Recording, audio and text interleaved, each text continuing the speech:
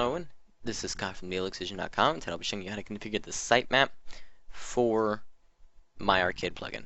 The sitemap is going to be the most important page. In fact, I'm going to show you what mine looks like. This is what my sitemap looks like currently.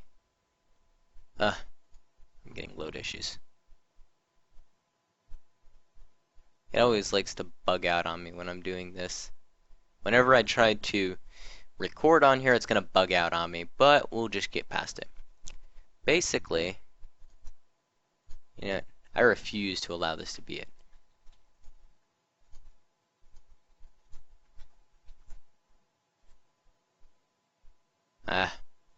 Yeah, we're just gonna have to deal with this, guys. But this is what it's showing. You have your post sitemap 1, 2, 3, 4, 5, 6, 7. These are your posts. Then it shows you your page, the forum, the topic, the categories.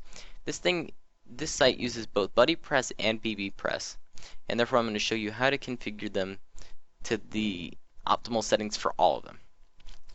I've enabled the user sitemap because I'm using BuddyPress. BuddyPress will allow the users to be indexed.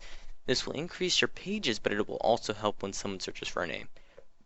For instance, my common character name online or in video on MMOs is Volnus, V-O-L-N-U-S, and it comes up with a bunch of dictionaries and stuff.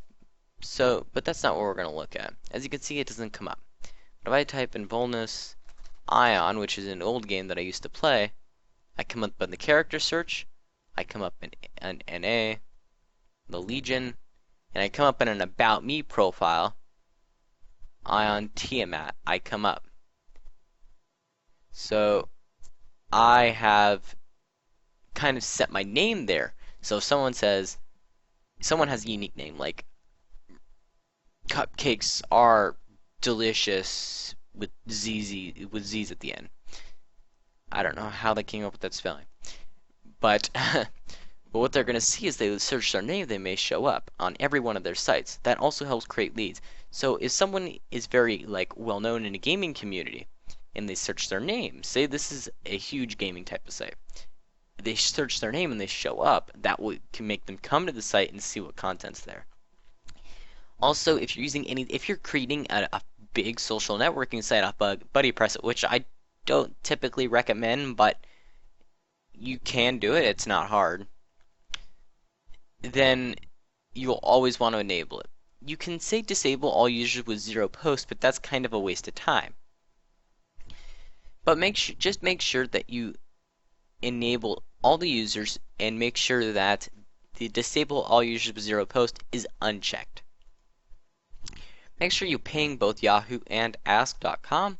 Even though they're not very popular, they're still willing to crawl your pages, so don't try and throw them away. Exclude the following post types: your media and your replies. Topics are okay to show, but replies will clutter the search engine results. This is common with many forums. They don't allow the replies to show because it's annoying when you have 50 million replies shown, but when you just have the topics, they're likely to click on that. If they see a random reply, it's not going to look good. So exclude that and your media. Media pages hold no value whatsoever, so it's good to disable them. Exclude taxonomies. As I've always said, I say always leave the categories and tags. However, the format is a different story. That's just useless. Disable your post format, and there you go. You now have an optimal sitemap configuration. Also, the max entries, some people say that it helps Google. However, it actually lowers the amount of memory. So if you have a low number like 100 max entries per sitemap, it's going to help with your page. And because if you have 1,000 items in one sitemap, it can hurt the memory of your shared hosting. So try reducing it to see if that reduces the memory and helps your site either load faster or help getting your server manager off your back. So there you go. Those are the optimal settings for your XML sitemaps. Thank you very much for watching. Please stay tuned for the next video. If you have any questions, comments, or concerns, put them in the comments below and I'll make sure to answer them. Thank you very much for watching and goodbye.